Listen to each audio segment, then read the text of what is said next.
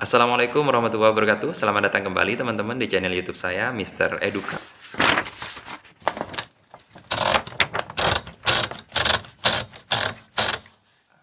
Di video kali ini saya ingin menyajikan sebuah konten baru nih kepada teman-teman. Konten ini saya beri nama konten refleksi.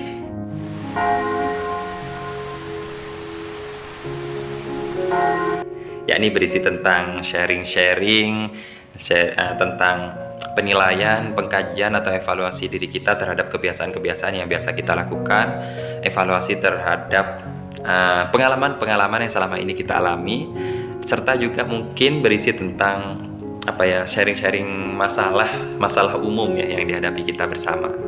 Seperti itu yang diharapkan dari masalah-masalah tersebut, dari sharing-sharing masalah tersebut diharapkan nantinya menemukan sebuah jawaban atau solusi. Ya, seperti itu. Nah, di konten refleksi pertama saya ini, saya ingin mengangkat sebuah tema tentang kedamaian.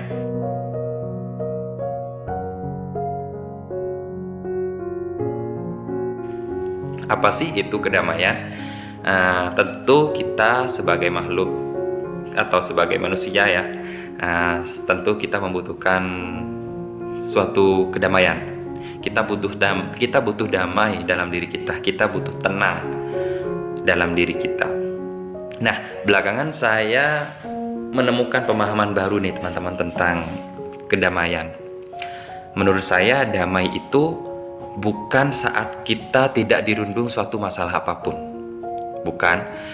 Damai itu juga bukan saat kita jauh dari keramaian, menjauh dari hiruk pikuk semesta, menyendiri di dalam kamar. Tidak, itu menurut saya bukan kedamaian. Nah, terus damai itu juga bukan saat kita menyampaikan keluh kesah kita kepada teman kita atau menyampaikan masalah kita kepada teman kita, kemudian kita merasa lega. Kadang kan kita ketika kita galau gitu, curhat kepada teman kita, akhirnya kita merasa seolah-olah tenang gitu hati kita. Tapi menurut saya itu bukan damai, itu bukan ketenangan. Bahkan sebaliknya, saat kita curhat atau sharing-sharing kepada teman kita, menyampaikan masalah yang kita alami, bisa jadi setelah kita curhat, hati kita malah tidak tenang.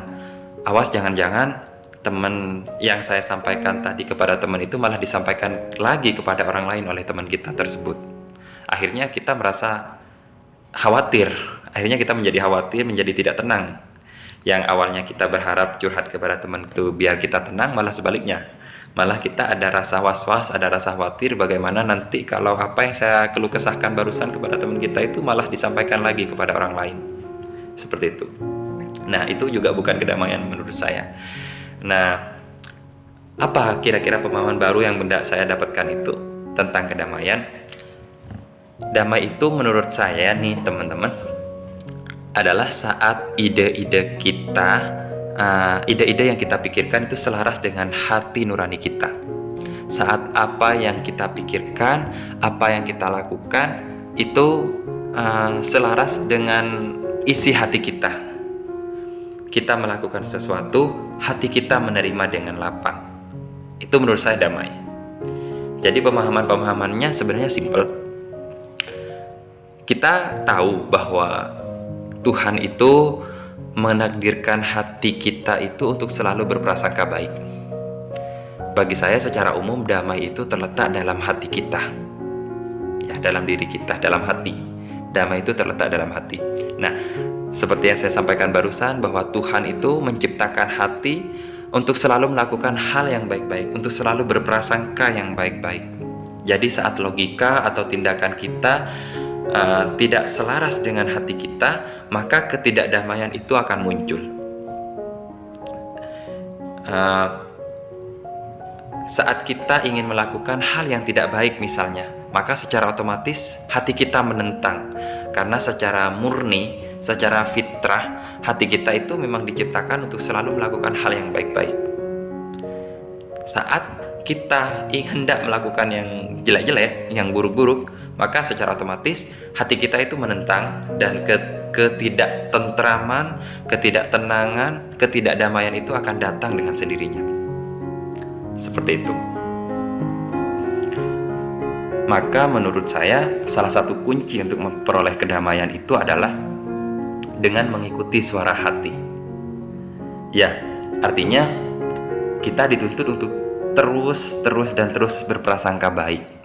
Kita dituntut untuk lebih sering mengedepankan hal yang baik-baik, biar hati kita tenang, biar kita tidak dihinggapi oleh perasaan galau, benci, dan dendam. Berprasangka baik ini bukan hal yang mudah dilakukan. Ya, terlebih saat kita dihimpit oleh situasi yang menyesakkan, merasa dizolimi misalnya, atau merasa dikhianati sama teman kita sendiri, dibohongi oleh sahabat kita sendiri, seperti itu. Nah, memang sulit, sebab dengan berprasangka baik pada situasi seperti itu, berarti kita dituntut untuk menahan emosi. Kita dituntut untuk menahan emosi saat kita tahu telah dibohongi. Kita dituntut untuk menutup rapat-rapat kebencian yang ada dalam diri kita saat kita tahu telah dikhianati.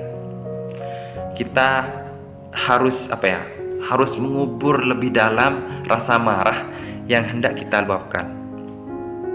Nah, saat kita ingin tetap berprasangka baik di situasi seperti itu, di sini bisa jadi harga diri kita dikorbankan.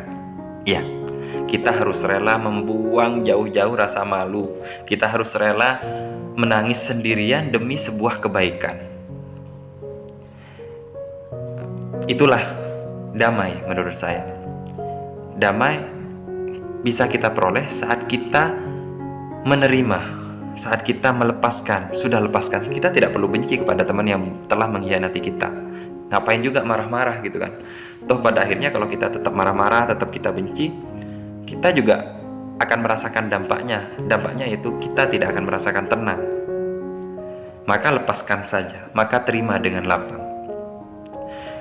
Nah, kita tahu bahwa bahwa kita itu butuh damai. Kita butuh kedamaian. Maka saat kita menjadikan damai sebagai suatu kebutuhan, sebagai sebuah kebutuhan, dapat dipastikan bahwa kita nanti akan selalu mengedepankan hal-hal yang baik. Akan selalu berprasangka baik, membuang jauh-jauh pikiran yang tidak-tidak yang sekiranya bisa merusak kedamaian tersebut.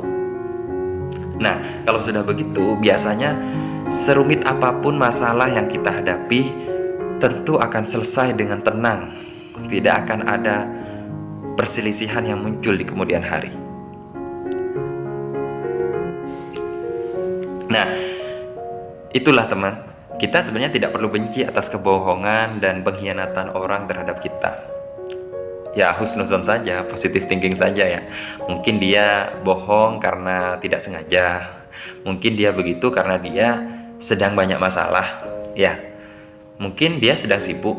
Atau mungkin juga dia begitu karena berpikir untuk kebaikan kita bersama. Seperti itu. Kabar buruknya adalah saat kita selalu berprasangka baik kepada semua orang, bisa jadi nih kita akan merasa seperti ditipu. Merasa kecewa saat tahu ternyata dia tidak seperti yang kita pikirkan sebelumnya. Awalnya kita berpikir bisa jadi dia bohong karena mungkin demi kebaikan kita. Tapi saat kita tahu ternyata dia bohong bukan demi kebaikan kita, ya kita merasa tertipu dong. Kita merasa tertipu. Oh, ternyata dia memang bobrok ya. Oh, ternyata dia memang selicik itu, seperti itu. Tapi meskipun begitu teman-teman, meskipun kita mungkin dengan berprasangka baik terus, kita mungkin merasa ditipu dan yang lain-lain mungkin ya.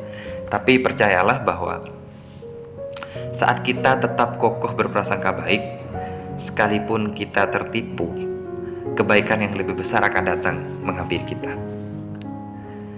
Jadi tidak akan ada ruginya kita berprasangka baik sebenarnya. Maka di situ sebenarnya letak damai itu berada. Itu menurut saya refleksi kita kali ini tentang kedamaian. Semoga bermanfaat buat kita semua. Sampai jumpa di konten refleksi selanjutnya. Terima kasih.